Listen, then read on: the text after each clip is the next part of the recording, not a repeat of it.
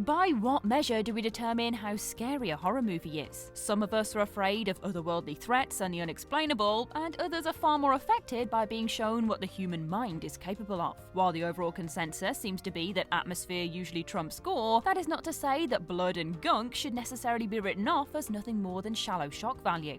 After all, aren't we all afraid of facing our own bloody mortality to some degree? What can be considered scary is obviously subjective, but there are movies out there that send a chill down near everyone's spine that watches. These are the films that provide more than just a momentary release of something classically frightening, and stay with you long after the credits roll by setting up camp in your mind. While the haunting can be quite literal with some of these paranormal entities, it is also true that the memories of these movies are enough to last a lifetime.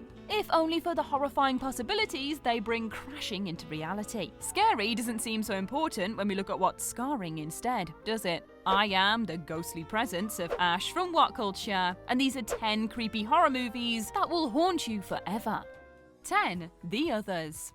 Sometimes you just can't beat a classic period haunted house movie, complete with cliché tropes and all. And one of the best examples of the gothic haunted house subgenre is Alejandro Amenabar's The Others. Very few horror films have come close to matching the chilling atmosphere and underlying dread of this film. It plays out rather like a love letter to supernatural chillers like The Innocents or The Uninvited. There are numerous scenes in The Others that are legitimately horrifying, but by far the most notable is the "What have you done with my daughter" scene. Unless you're superhuman, it will take you a while to recover from that particular gem. This movie isn't free of loud bangs, jumps, and jolts. However, Amenabar proved that not all such scares are necessarily cheap, or substitute momentary surprise for genuine horror. These instances are included sparingly, and are all accompanied by an overwhelmingly sinister atmosphere to justify them. And it's the sort of spin that leaves you questioning what you watch and how you perceive it in every film you see afterwards. The Others haunts you with its one unavoidable driving force: that the truth is all about perspective.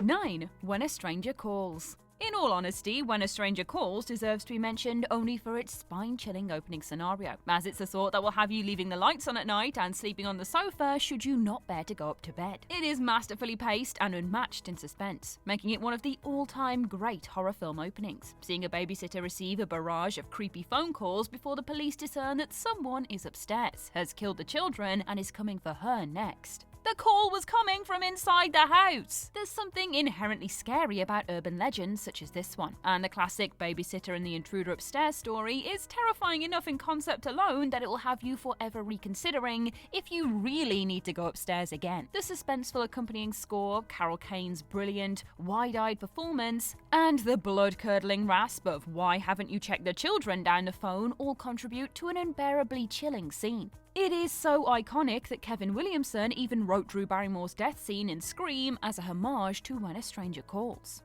8. Lake Mungo. This Australian gem has gradually begun to find an audience. However, it is still criminally underseen. Of all the found footage or faux documentary horror films to come out since the Blair Witch Project, Lake Mungo is by far the most convincing, and that is the result of some absolutely fantastic performances. The film documents a grieving family as they piece together information about their daughter's secret life, in an attempt to get to the bottom of the circumstances leading up to her drowning. Lake Mungo is far more than just a collection of frights. The mystery at the heart of the film is gripping. The viewer finds himself so invested and drawn in that when the film's big, horrifying moment comes up, they are caught completely off guard. This moment offers one of the best examples of a jump scare done right. Camera phone footage is recovered showing Alice suddenly confronted by her own bloated and rotting corpse just before her death. And the closing credits are actually scarier than the film itself, believe it or not. A slideshow of family photographs is played, each zoomed in to reveal the ghostly image of Alice standing in the background. It is not one that is easily forgotten. 7. The Orphanage.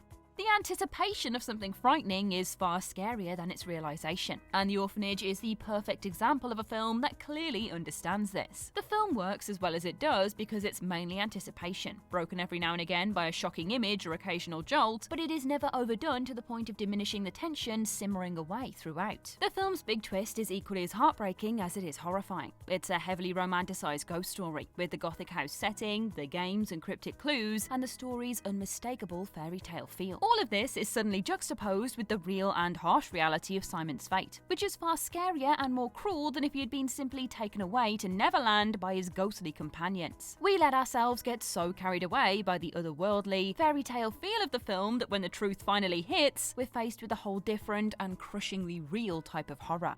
6. The Woman in Black. No, not the Daniel Radcliffe version. This low-budget, made-for-TV adaptation is far superior, and far scarier. Pauline Moran's titular Woman in Black appears briefly and sporadically, often lingering in the background and slightly out of focus. And when we are shown a close-up of her face, deathly pale, red-eyed and grimacing, it is truly bone-chilling. This is exactly what newer supernatural horror films are missing. The apparition in this film is certainly preferable to the tacky-looking excuses for ghosts that are often churned out today. Even the updated version, which most people seem to have seen over this one, cannot match the sheer malevolence and threat of the ghost in this film. There is one appearance towards the end of the film which is particularly scarring, and is the sole instance where all subtlety is cast aside in favour of a bold, hard-hitting scare. In what is easily the movie's most memorable scene, the spectre hovers above Solicitor Arthur Kidd's bed, screeching and gliding towards him whilst he cowers beneath like a frightened child. I think we can all agree that this sort of ghostly behaviour is something you'll think about next time you think you feel safe under the covers. Because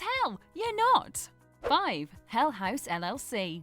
House LLC was a very pleasant surprise to a lot of horror fans. The premise of a Halloween attraction gone wrong is hardly a new one, and this film doesn't exactly reinvent the subgenre, but it shows a very good understanding of what made the best found footage films so effective. Supernatural found footage films almost always work better when they adopt the less is more approach. House LLC is admittedly very in your face and over the top at times, but it still manages to creep you out and get under your skin once the initial frights have worn off. What is impressive about House LLC is that it is basically a movie that documents the behind the scenes setup of what it's eventually going to scare you with. Yet, this doesn't diminish its impact. While the acting in the first film is very believable, which is partly what makes it such a scary film, the performances in the sequels are hilarious. Still, it is a movie that will crop up at Halloween time whenever you think a haunted house might be a good idea. Spoiler, it isn't. 4. The Haunting.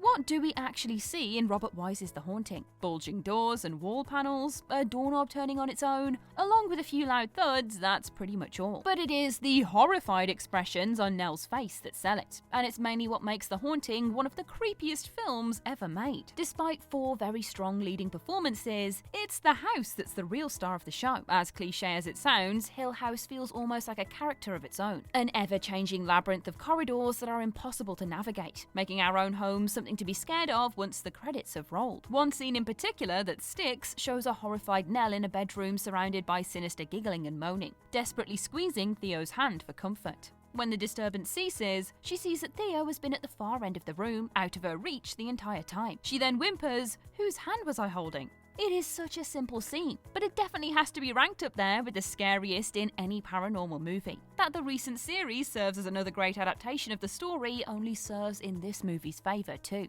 3. Jaws. Say what you will about the classification of Jaws as a horror movie, but any film that made an entire generation of filmgoers afraid to take a dip deserves its place on this list. That's it, that's the entry. You will always think of Jaws when you go to the beach. It is a movie that will haunt you forever, if you've got any sort of human feeling heart in your body at least. Bruce the Mechanical Shark was intended to have a lot more screen time, had it not been for the constant technical problems that plagued the production. This was for the better, as the shark is concealed and revealed just the right amount and at exactly the right moments leading up to the climax, and aided its terrifying appeal the whole way through. Also, it is essential to mention what is one of the greatest jump scares in the history of horror movies. You know the one. Anyone who claims that one didn't get them on first viewing is just fibbing. 2. Whistle and I'll Come to You. Jonathan Miller's monochrome Nightmare is an adaptation of M.R. James's Oh Whistle and I'll Come to You, My Lad, which tells the story of a level-headed, philosophizing scholar who finds an antique whistle on a Norfolk beach and is forced to come to terms with the existence of the supernatural. The film works as a story about what happens when a rational thinker is confronted by something that exceeds the limit of human comprehension, which no other supernatural horror film has explored quite as well since. The reduction of Michael Hordern's logical academic to a mumbling, wide-eyed, thumb-sucking mess is perfect, and not unlike the reaction of the viewer. This scene plays on basic childhood fears that we've all experienced sleeping alone in a dark, unfamiliar room, when our brains would concoct nightmarish figures out of shadows and dressing gowns hung on the back of bedroom doors. 1. Black Christmas.